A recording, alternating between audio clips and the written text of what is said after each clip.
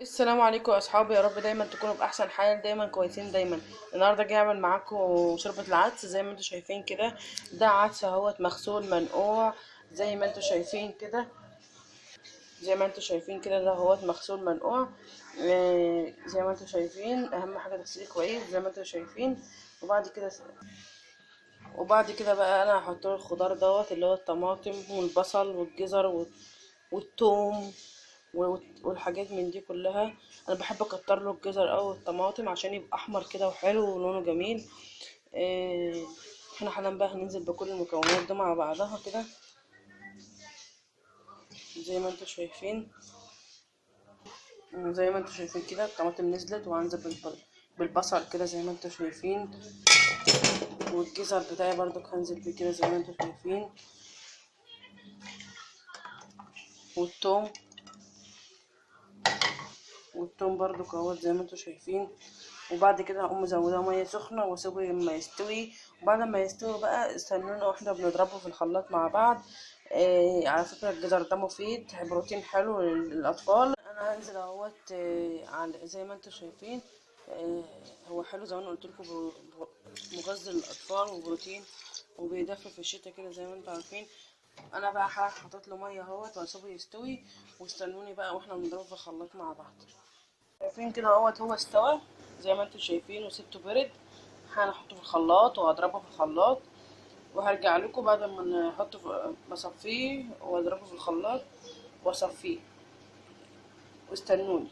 زي ما انتم شايفين كده هحط زيت على النار اهوت زي ما انتم شايفين، وهنزل عليه بالشعريه بتاعتي هحمرها زي ما انتم شايفين.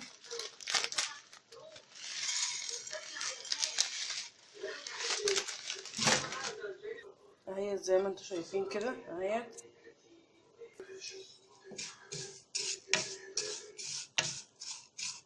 وبعد كده انا هحمرها وانا ضربت العدس اهو في الخلاط زي ما انتم شايفين اللون بتاعه جميل ازاي. شايفين اهو، شايفين اللون بتاعه. انا بحب اكتر فيه الجزر والطماطم كده عشان يديله اللون الجميل الاصفر الجميل ده. اللون البرتقالي الجميل ده هو لونه حلو قوي، بس الكاميرا بس هي اللي عاملاه. زي ما انتم شايفين كده اهوت. وانا هحمر الشعريه. وبعد كده ما احمر الشعريه هنزل بقى على العدس واستنوني بقى. بعد كده زي ما انتم شايفين كده اهيت الشعريه بتاعتي اتحمرت اهي زي ما انتم شايفين. انا حالا بقى ده العدس اهوت على النار. هو تقيل شويه كده فانا هزوده بايه، بميه عشان يبقى تقيل كده. انا بحبه يبقى عدس شوربه يعني شايفين، ولا تقيل قوي ولا خفيف قوي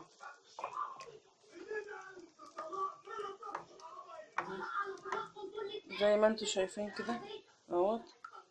انا ده العدس اللي انا صفيته وضربته في الخلاط اهو زي ما انتم شايفين. وهقلب طبعا زي ما انتم شايفين. هنزل بالتوابل بتاعتي اللي هو الكمون والملح. ما بكترش العدس التوابل عشان ايه، مبحبش التوابل كتير زي ما انتم شايفين كده.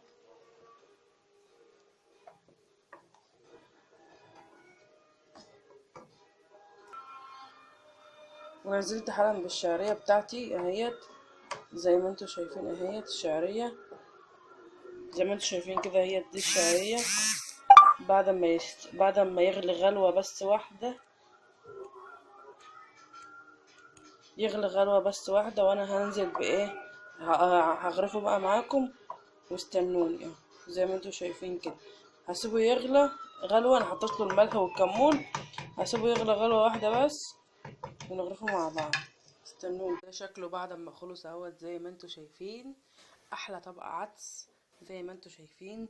حلو ومغذي للاطفال وللكبار برضك زي ما انتم شايفين كده.